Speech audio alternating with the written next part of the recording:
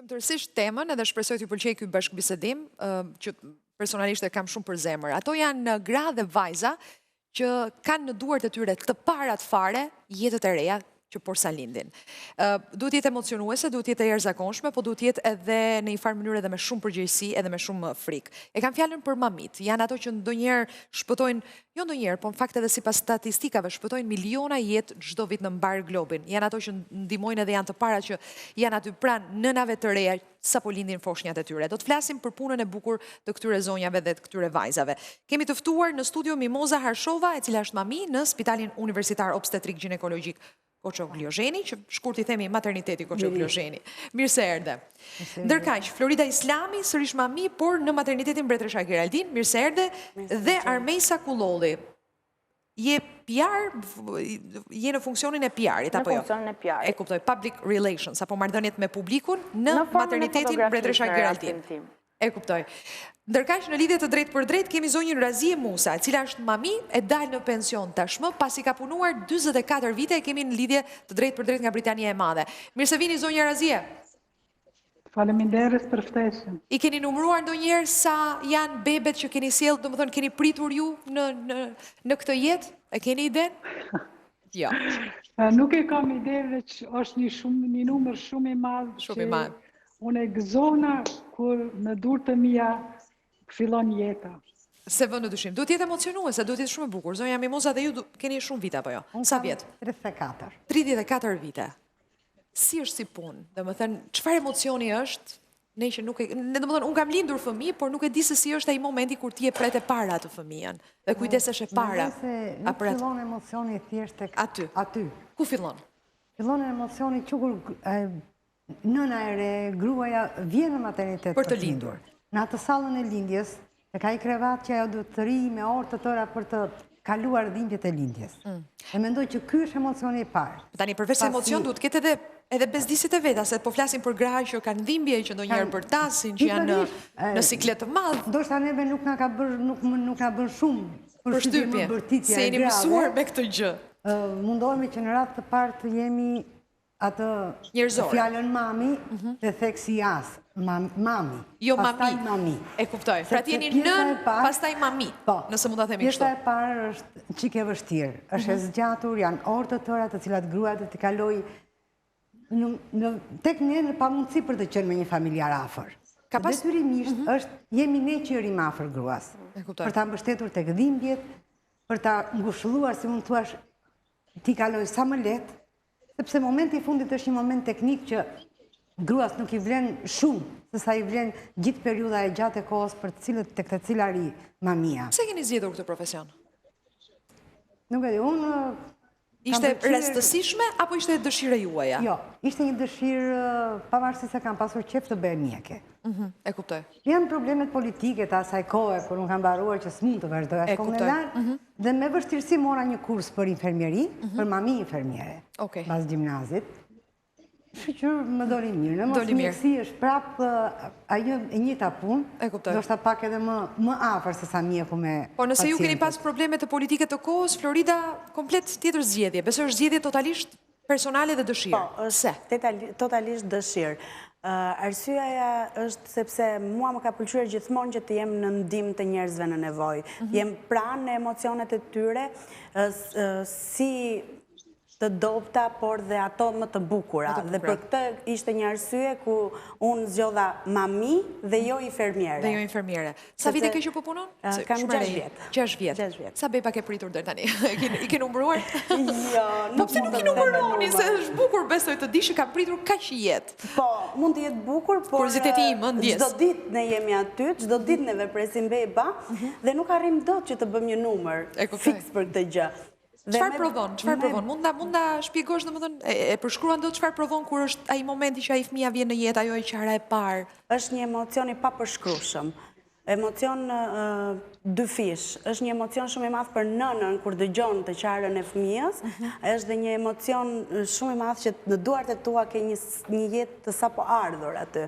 Është dhe frikë ndonjëherë kur bebi për shembull mund të ketë ndonjë problem? Absolutisht po. Absolutisht po. Aty frika dhe gëzimi janë të dyja të ndërthurura së bashku. Edhe një përgjegjësi shumë e madhe. Dhe një përgjegjësi shumë e madhe. E kuptoj. 6 vjetë dhe zonja Mimoza 34 vjetë. Nuk të harova, mos ki merak, do të lësim bëlsirë për në fund.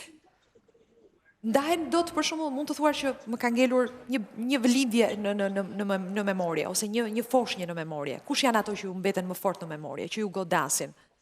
Se çdo punë ka atë të vetën. Edhe unë ka momente që një diskutim këtu është shumë emocionues, shumë rënqetës, më bën të qajmë, më prek. I ndani do të për shumë, ka diçka një moment që t'jem bajnë mund? Po, tek unë ka ngelur në memorie një moment që kanë qenë 2 prindër, të cilët kishin shumë kohë që nuk po arrinin të bëshin me fëmijë, kanë qenë të 2 në moshë të madhe dhe të 2 invalid.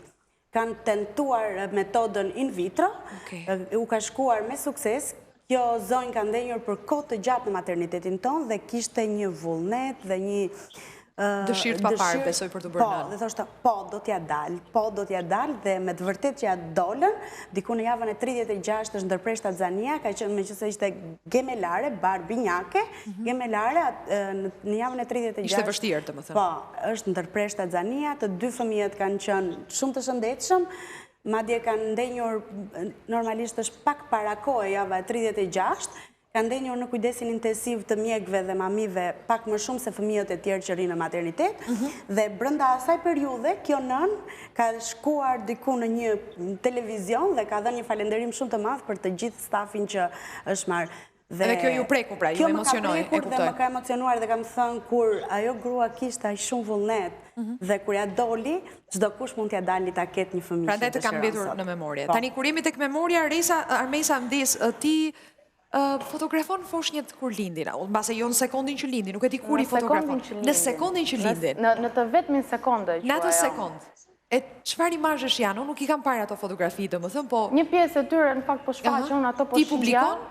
Një pjesë, vetëm një pjesë. Do të kemi mundësi të shohim. Ato që janë po themi më miqësore për publikun, edhe ato që shifen më me dashuri. Besoj me lejen e prindërve. Patjetër. E kuptoj. Ti vetë asiston në lindje, ke asistuar ndonjëherë? Unë e quaj asistim se unë investoj më shumë emocionalisht te lindja, te çdo lindje që bëj foto, sa më duket sikur asistoj në një formë. Po si të duket? Çfarë emocionesh ke? Se ti je fush tjetër dhe je shumë e re.